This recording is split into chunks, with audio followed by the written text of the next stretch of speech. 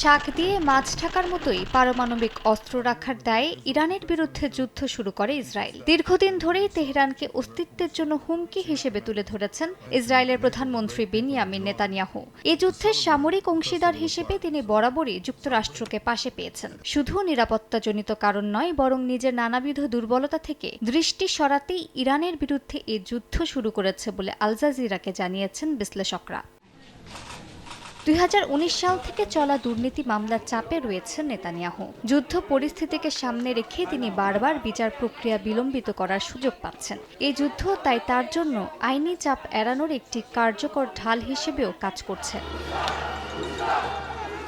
সম্প্রতি সরকারের বিচার বিভাগীয় সংস্কার পরিকল্পনা নিয়ে দেশে ব্যাপক বিক্ষোভ হয়, কিন্তু যুদ্ধ শুরু হওয়ার পর সেই প্রতিবাদ অনেকটা স্থিমিত হয়ে গেছে। এই সুযোগে সরকার বিতর্কিত আইন এগিয়ে নেওয়ার চেষ্টা করছে বলে অভিযোগ বিরোধীদের। বিশ্লেষকরা জানান, এই সংঘাত অভ্যন্তরীণ রাজনৈতিক এজেন্ডা বাস্তবায়নের পথও সহজ করেছে।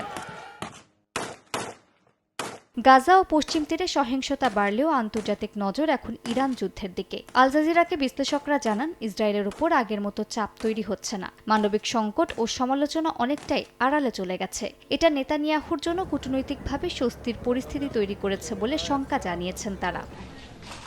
আল জাজিরার প্রতিবেদন অনুযায়ী যুদ্ধকালীন নেতৃত্বের কারণে জনপ্রিয়তা কিছুটা বেড়েছে নেতানিয়াহুর। জরিপে তার প্রতি আস্থা বৃদ্ধি পাওয়ায় আগাম নির্বাচনের সম্ভাবনাও জোরালো হচ্ছে। নিজেকে শক্তিশালী নেতা হিসেবে উপস্থাপন করে রাজনৈতিক অবস্থান মজবুত করার সুযোগ পেয়েছেন তিনি। বিশ্লেষকরা বলছেন, ইরান যুদ্ধ তাকে রাজনৈতিক পুনরুজ্জীবিত করার হাতিয়ার হতে পারে। মালিহা সুহুরওয়ার্দী, সময় সংবাদ।